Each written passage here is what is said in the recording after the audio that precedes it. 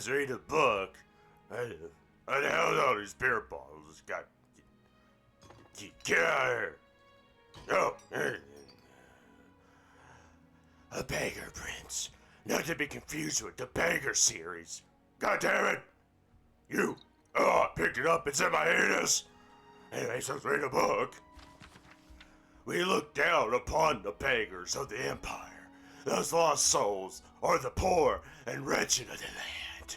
Each city has its beggars. Most are so poor they only have the clothes on their backs. They eat the scraps of the rest of us throw out. We toss them a coin, the fuck I do, so that we don't have to think too long about their plight. Imagine my surprise when I heard the tale of the beggar prince. I cannot imagine what a beggar prince would be. Here is the tale I heard. It takes place in the first age, when gods walked like men, and danger stalked the wilderness with impunity. It is the time before they were all confined to oblivion. There once was a man named Weedle. Weedle? What the fuck? Or maybe it was a woman. Oh! The story goes, I'm starting to think this guy was drunk as he told it. The story goes to a great lengths to avoid declaring Weedle's gender. Ah! Also, it's a modern story. Excellent. I'm gonna burn this bitch. Bastard. Whatever the fuck. Weedle was a 13th child of the king of Velnwood. Such as Weedle was in no position to take the throne or even inherit much of the property or wealth. Weedle had left the palace to find independent fortune and glory after many days of endless forest roads and tiny villages. Weedle came upon 3 men surrounding a beggar. The beggar was swindling, swaddled in rags from head to toe. No position of a vagabond's body was visible. The man was intent on slaying the beggar. Oh. Of a cry of rage and indignation, Weedle charged the men with a sword drawn, being simple townsfolk. Armed with only the pitchforks and scythes, they immediately fled from the armored figure with the shining sword. Many thanks for saving me, Weedle, the beggar. From beneath his heap of foul rags, Weedle could barely stand the stench. What is your name, wretch? Weedle asked. I am Nernia. The Daedra? Okay. Unlike the townsfolk, Weedle was well learned. That name meant nothing more than but to Weedle. It was an opportunity.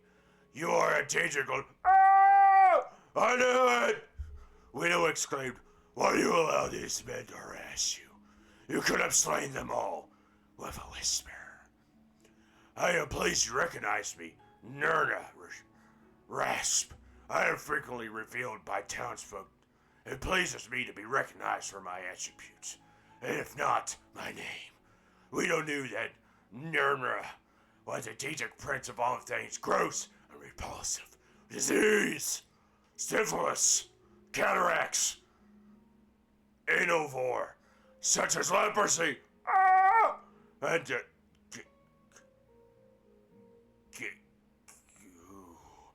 I don't even want to say that one. Or her domain, or others may have seen danger. Weedle saw opportunity. Oh, great Nera, let me appetite my... okay. To you, I ask only that you grant me powers to make a fortune, forge a name for myself.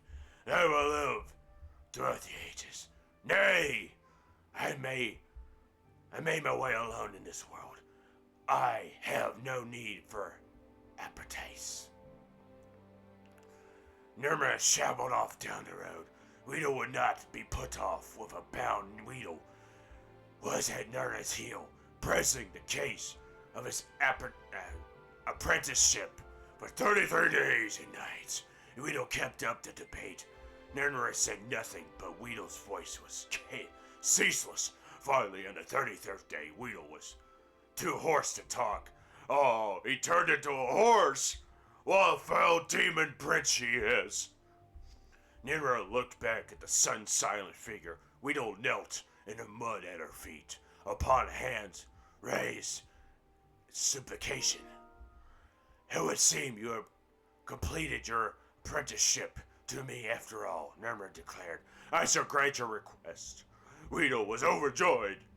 I grant you the power disease. Ah! Syphilis!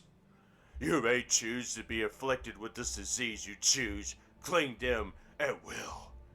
So long it is visible symptoms, however, you must allow the bearer at least one. I grant you the power of pity. You may evoke pity to anyone that sees you. Finally, I grant you the power to disregard. You may cause others to disregard your presence. Weedle was aghast. These were not boons. What the fuck do you expect from goddamn Diedrich Prince of goddamn diseases, from which a fortune may be made? They were curses, each awful in its own right, but together they were unthinkable. How I'm to make a fortune name for myself with these terrible gifts.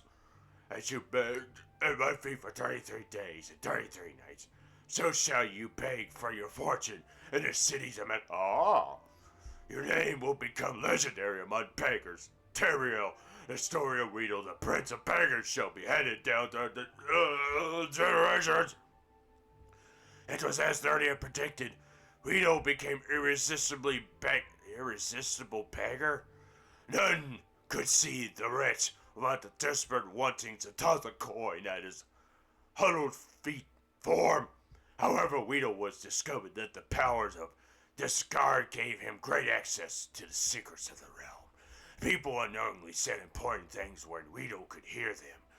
Weedle grew to know the comings and goings of citizens of the city, and when women were made pregnant to have the babies.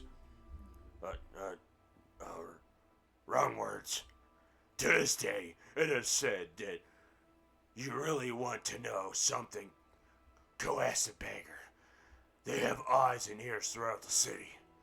They know all little secrets and daily lives of the citizens. Huh. Okay. Let's go ask the beggar,